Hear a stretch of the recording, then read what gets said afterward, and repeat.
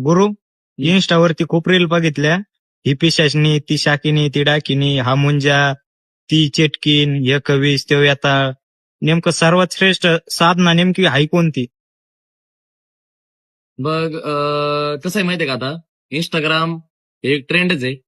मी पण इंस्टाग्राम चालवतो. मी पण इंस्टावरती भरपूर काय काय सांगत असतो. पण कसं आहे माहितीये का, सर्वात श्रेष्ठ किंवा सगळ्यात चांगलं जर म्हटलं तर कोणती साधना किंवा कोणता मंत्र नाहीये.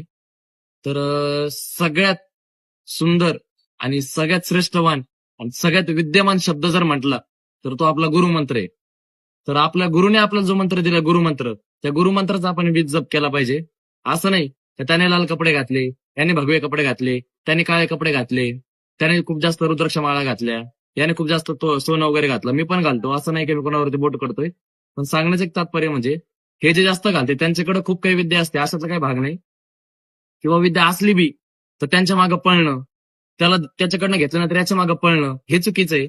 सगळ्यात पहिले तर आपल्या गुरुने जो आपल्याला गुरुमंत्र दिलाय तो गुरुमंत्र आपण जपणे आणि त्या गुरुमंत्रावरती आपली निष्ठा, श्रद्धा आणि त्या गुरु मंत्रावरती आपण केलेलं कार्य, त्या गुरु मंत्राविषयी आपले असलेलं अपार प्रेम आणि त्या गुरुवरती असलेली आपली अपार श्रद्धा, हेच सर्वश्रेष्ठ आहे आणि हीच सर्वात मोठी साधना आहे.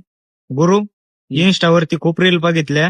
ही पिशाचनी, ती शाकिनी, ती डाकिनी, हा मुंजा, ती चेटकीन, हे कवीस, तो येता. नेमकं सर्वात श्रेष्ठ साधना नेमकी हाय कोणती? बघ कसं आहे माहितीये का, आता इंस्टाग्राम हे एक ट्रेंडच आहे. मी पण इंस्टाग्राम चालवतो. मी पण इंस्टावरती भरपूर काय काय सांगत असतो. पण कसं आहे माहितीये का, सर्वात श्रेष्ठ किंवा सगळ्यात चांगलं जर म्हटलं तर कोणती साधना किंवा कोणता मंत्र नाहीये. तर सगळ्यात सुंदर